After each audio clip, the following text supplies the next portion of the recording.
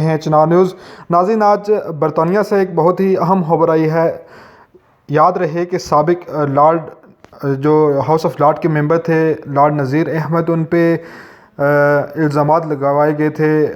صہیونی طاقتوں کی جانب سے، کیونکہ وہ برطانوی اداروں کے اندر مسلمانوں کی ایک مضبوط آواز تھے، اور انہوں نے نہ صرف فلسطین اور کشمیریوں کے مسلمانوں بلکہ دنیا بھر کے مسلمانوں کی بہترین ریپرزنٹیشن کی۔ اسی لیے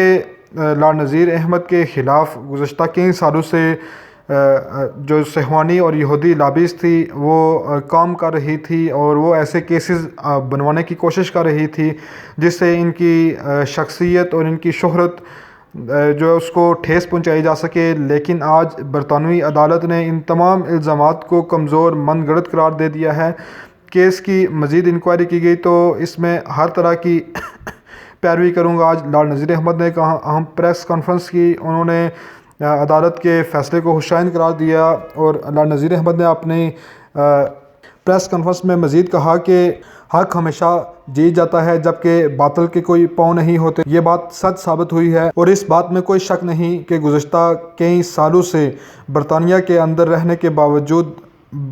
کشمیری مسلمانوں، فلسطینی مسلمانوں اور دنیا بھر کے اندر امت مسلمہ پہ جہاں جہاں بھی مظالم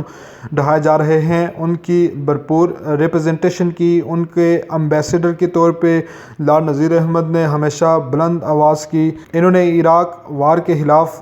کھڑے ہو کر مسلم دنیا کا ساتھ دیا۔ یہی وجہ تھی کہ ان کی شہرت کو زگ پہنچانے کے لیے جو یہودی لابی تھی، انہوں نے بہت کوشش کی کہ لارڈ نذیر احمد کی جو شہرت ہے ان پہ الزامات لگا کے اسے خراب کیا جائے۔ لیکن وہ آج برطانوی عدالت نے ثابت کر دیا کہ لارڈ نذیر احمد پہ جس قسم کے بھی کیس کھولے گئے اور جو الزامات عائد کیے گئے وہ جھوٹے اور من گھڑت ہیں، ان میں کوئی سچائی نہیں ہے۔ لارڈ نذیر احمد نے آج کہا ہے کہ اگر اس کیس کو مزید آگے کسی عدالت میں لے کے جایا جاتا ہے تو وہ اس کا دفاع کریں گے۔ آئیں آج سنتے ہیں کہ لارڈ نذیر احمد نے اپنی پریس کانفرنس میں مزید کیا کہا۔ میری legal team led by Imran Khan QC and دوسرے جو بیرسٹرز انوالوڈ تھے، میں اپنی فیملی اور دوستوں کا بھی شکر گزار ہوں کہ جنہوں نے پچھلے 5 سال سے جب سے یہ ایلیگیشنز میرے اوپر لگی تھی، یہ صرف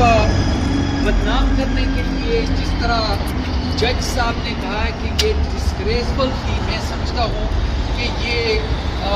ملیشیس جھوٹ اور ڈسگریسفل طریقے سے میری بدنامی کرنے کے لیے یہ جو ہے وہ ایلیگیشنز لگائی گئی تھی، اور 2.5 سال پولیس نے وہ انویسٹیگیٹ کیا، اور آج بھی آپ نے دیکھا ہے کہ جج نے کلیئرلی کہا ہے کہ پولیس کے حوالے سے جو انویسٹیگیشن تھی وہ کتنی ناقص تھی۔ ایسے ہی آپ نے سنا ہے کہ یہ جو چارجز 2019 جنوری کو جب یہ لگی، اس کے بعد ان کے پاس 2 سال تھے، 2.5 سال تھے، لیکن جو پروسیکیوشن ہے انہوں نے کوئی ایویڈنس نہیں پیش کیا، اور پھر 15 فروری کو جب ٹرائل سٹارٹ ہوا اور یہاں پہ جوری کو چننے میں ایک پورا دن لگا، اور 22 فروری کو جج صاحب نے جوری کو ڈسچارج کر دیا۔ میں جج کے حوالے سے یہ کہنا چاہتا ہوں کہ ہی واز ویری فیئر، اور بڑی کیئر کے ساتھ، بڑے اچھے طریقے کے ساتھ انہوں نے قانون کو مد نظر رکھتے ہوئے، اور انہوں نے اس کیس کی پروسیکیوشن اور اس کی جو ڈیفینس ہے دونوں کی جو آرگیومنٹس ہیں پورے 2 ہفتے سنی، اور آج انہوں نے جو اسٹرانگ الفاظ استعمال کیے ہیں، ڈسگریسفل، آؤٹریجس، پور پریکٹس، پھر انہوں نے شاکنگ اینڈ اپولنگ قسم کی جو الفاظ استعمال کیے ہیں، وہ یہ شو کرتا ہے کہ اس کیس میں کتنی، انہوں نے کہا کہ میں تو سمجھتا ہوں کہ یہ کمزور کیس تھا، اس کیس میں وہ جان ہی نہیں تھی۔ یہ تو بعد میں دیکھا جائے گا کہ یہ ملیشیس پروسیکیوشن क्यों की गई। जो पेपर्स थे उसमें ये साबित होता है कि somebody right at the top CPS के अंदर जिन्होंने ये फैसला किया था कि मुझे प्रोसिक्यूट किया जाए, और अल्हम्दुलिल्लाह आज उन्होंने देखा है कि जो इंसाफ है उसके ऊपर मबनी जाए जाए। जज साहब जो है वो फेयर थे और वो फर्म थे, लेकिन उन्होंने दोनों प्रोसिक्यूशन और डिफेंस की जितनी आर्ग्यूमेंट्स है वो सुनी। मैं आपका शुक्रगुजार हूँ जो बहुत दूर से मेरे भाई जर्नलिस्ट यहाँ पे तशरीफ़ लाए हैं, और इंशाल्लाह अगर प्रोसिक्यूशन इसको आगे ले जाना चाहती है तो फिर भी देखा जाएगा, क्योंकि हमारे कॉन्शियस बड़ा क्लियर है कि ये केस जो है ये टोटल फैब्रिकेटेड केस था, ये मैलिशियस केस था, ये बदनामी करने के लिए। जिस तरह उन्होंने बार बार, मेरे ख्याल में आपने सुना है, उन्होंने 4 बार कहा है कि ये डिसरिस्पेक्टफुल जो है डिसग्रेसफुल एक्ट था, जिस तरीके से प्रोसिक्यूशन ने इसको परस्यू किया। डॉक्टर साहब, तो इसमें जो पूरी जो हमने आज जो जजमेंट सुनी उसमें बाद में क्राउन प्रोसिक्यूशन की जो हैंडलिंग थी उसके हवाले से सवाल उठाए गए, तो आप क्या समझते हैं कि जो जज ने कहा कि ये वीक केस भी था, ये केस फिर आया कैसे, वजूहत क्या? देखिए, इसमें क्राउन प्रोसिक्यूशन की भी क्रिटिसिज्म हुई, और उन्होंने कहा कि मैं पुलिस के हवाले से नहीं कह सकता हूँ, लेकिन पुलिस ने जिस तरीके से इस केस को हैंडल किया वो भी जो है वो बड़ा, उन्होंने कहा कि मैं उसको क्रिटिसाइज नहीं कर सकता, उसकी इंक्वायरी ये नहीं पॉसिबल है। तो दोनों चीज़ें CPS और पुलिस दोनों के बारे में मैं समझता हूँ कि प्रॉपर इंक्वायरी होनी चाहिए। ये भी सुनने में आया कि इस केस में रॉ इन्वॉल्व रही है, और कुछ लेवल यहाँ पे जो लोग थे इंडियन ओरिजिन के, उन्होंने कुछ साजिश करने की कोशिश की, उन्होंने जो लोग इसमें इन्वॉल्व थे उनके साथ मिलकर ये सारी चीज़ें हुई, और इसके पीछे रॉ का बहुत स्ट्रॉन्ग हाथ है। इन खबरों के बारे में आप क्या कहें? देखें, जज साहब ने इन बातों के ऊपर कंडीशन लगाई है कि ऐसी कोई बात ना कही जाए जिससे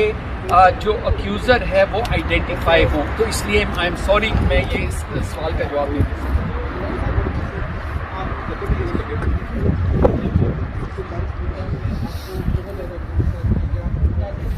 आज जब आपके केस को फैसला सुनाया गया तो कोई भी इंग्लिश मीडिया यहाँ पे नज़र नहीं आ रहा, तो आप क्या कहेंगे, आप भी समझते हैं कि आपको टारगेट किया गया इस केस में? देखिए, ब्रिटिश मीडिया जो है इसकी कुछ ऐसी स्टाइल है कि इवन शहजादा हैरी जो है वो भी बरतानिया को छोड़ के अमेरिका चला गया, और आज 2 घंटे उसका प्रोग्राम इसी के हवाले से है। तो ब्रिटिश मीडिया गलत किस्म की बात और उसको गंदी कवरेज देने के लिए तो यहाँ पे कैमरे हमेशा होते थे जब मैं कोर्ट में आता था, आज एक कैमरा भी नहीं है। लेकिन अल्हम्दुलिल्लाह मेरे अपने पाकिस्तानी भाई, कश्मीरी भाई यहाँ पे आए हैं, मैं शुक्रगुजार हूँ। बहुत बहुत शुक्रिया जी। इसमें जो आपका जो केस आपकी पूरी पास का ये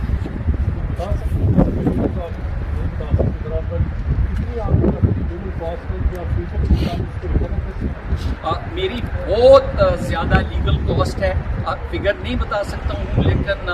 मेरे जो बैरिस्टर QC साहब हैं उन्होंने भी, और दूसरे जो मेरे भाइयों के वो उन्होंने भी इंडिकेट किया है कि हम लीगल कॉस्ट रिकवर करेंगे। अगर वो जज ना अलाउ करे तो फिर हम किसी और जज के सामने मैलिशियस प्रोसिक्यूशन के हवाले से कंसिडर करें। लॉर्ड साहब, अभी आप जैसे कि फैसला हो चुका हुआ है, तो आप समझते हैं कि आप हद के इज्जत की तरफ भी जा सकते हैं जिन लोगों ने आपके खिलाफ केस क्रिएट किया, क्या इसमें गुजारिश मौजूद है? देखिए, मैलिशियस प्रोसिक्यूशन जो है वो सबसे इम्पोर्टेंट है कि CPS और पुलिस जो है उनको पहले देखा जाए, बाद में बहुत सारी लीगल चॉइसेस हैं कि हमने क्या करना है और क्या कर सकते हैं। बहुत बहुत शुक्रिया।